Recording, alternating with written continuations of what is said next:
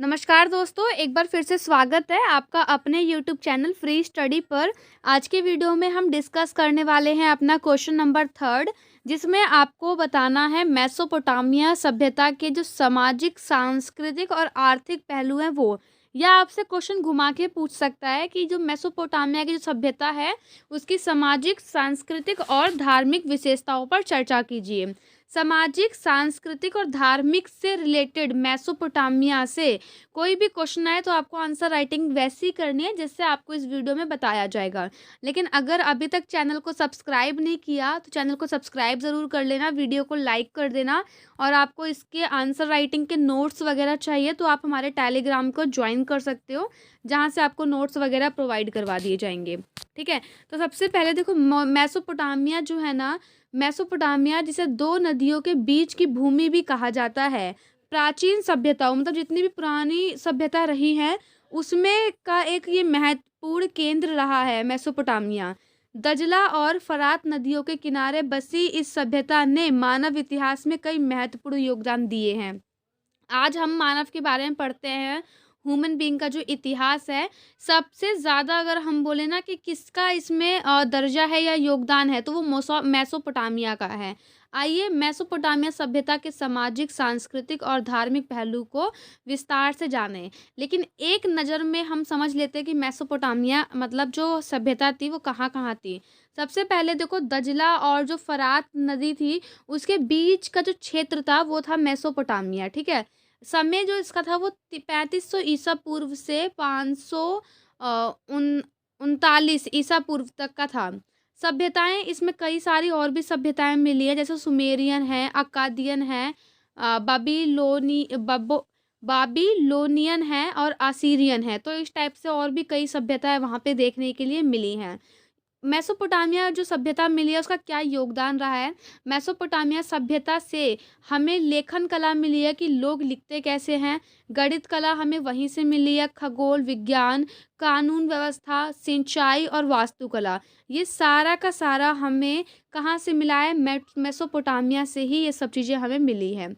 अब हमसे पूछा है सामाजिक, सांस्कृतिक और एक और पूछा है तो हम धार्मिक, है ना। तो सामाजिक देखो, सामाजिक को आप 3 भागों में डिवाइड करोगे, जैसे यहाँ पे डिवाइड किया है। पहला है वर्गीकृत समाज, दूसरा दास प्रथा और तीसरा शहरी जीवन।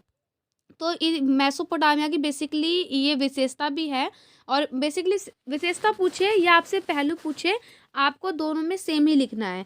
तो वर्गीकृत समाज के अंदर आपको लिखना है कि मेसोपोटामिया का जो समाज है वो कठोर रूप से वर्गीकृत था, यानी कि डिवाइडेड था।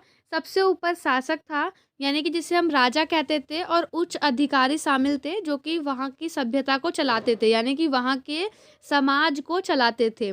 इसके बाद जो वर्ग आता था वो आता था पुजारी वर्ग, जो समाज में बहुत सम्मानित होता था, लोग उनका सम्मान करते थे। और जो तीसरा वर्ग था वो था व्यापारी, किसान, दास वर्ग। ये सब जो बच गए लोग वो आते थे तीसरे उसमें दर्जे में या तीसरे वर्ग में। उसके बाद है दास प्रथा। दास प्रथा मेसोपोटामिया में व्यापक रूप से प्रचलित थी। दासों को युद्धबंदी, ऋण के बदले या खरीदे जाते थे। दास प्रथा वहाँ पे प्रचलित थी, मतलब दास प्रथा थी वहाँ पे। वहाँ पे दास कैसे बनते थे? दास बनने के भी कई सारे प्रकार होते थे। जैसे मान लो किसी ने राजा से कुछ पैसे उधार लिए, अब वो ए व्यक्ति ने पैसे नहीं चुका पाए तो राजा का वो बनता था दास, यानी कि ऋण के बदले वो दास बन गया। ठीक है, या राजा ने किसी को खरीद लिया तो वो राजा का दास बन गया। या जैसे मान लो कि एक राजा का, मान लो ये ए राजा है, ये बी राजा है, इन दोनों के बीच में आपस में युद्ध हुआ और इसमें बी हार गया, तो बी राजा के जितने भी लोग हैं, सैनिक है या जो बी राजा है, वो ए का दास बन जाएगा।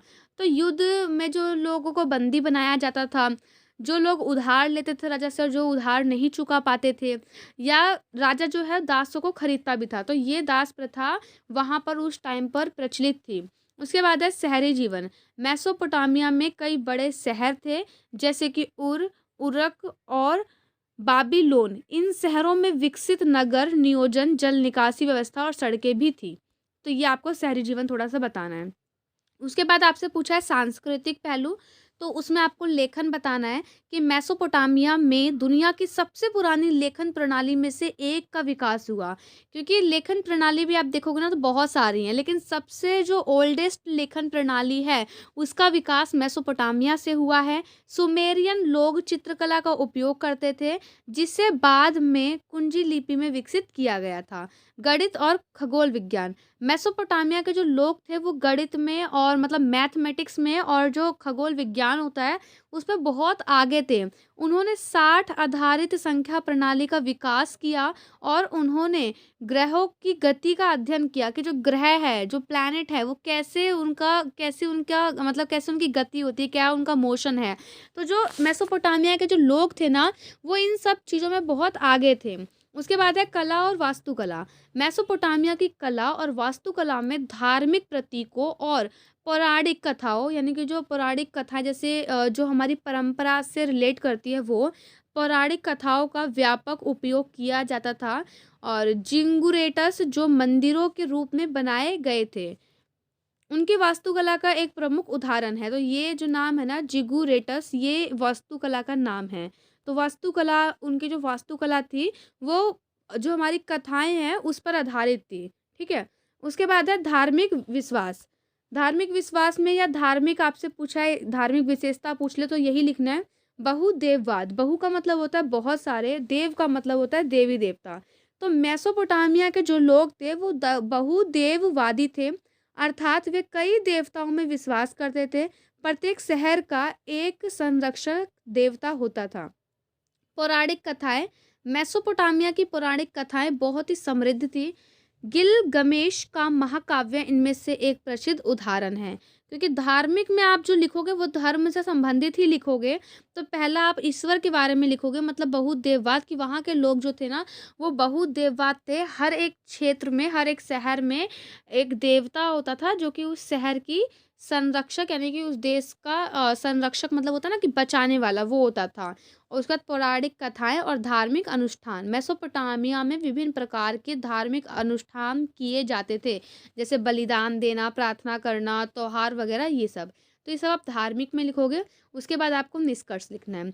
तो मेसोपोटामिया के बेसिकली आपसे यही पूछ सकता है कि जो मेसोपोटामिया है उसकी सांस्कृतिक, सामाजिक और धार्मिक पहलू, या अगर विशेषता पूछ ले तब भी आपको यही लिखना है। अब जो अगला हमारा क्वेश्चन रहेगा वो रहेगा मिनोअन सभ्यता के उदय के कारक। तो अगर आपको इस पे भी वीडियो चाहिए, आंसर राइटिंग चाहिए, तो आप कमेंट कर देना। अगली वीडियो जो है आपको मिनोअन सभ्यता के उदय के जो कारक है उस पर वीडियो मिल जाएगी। मिलते हैं नेक्स्ट वीडियो में, तब तक के लिए जय हिंद, जय भारत।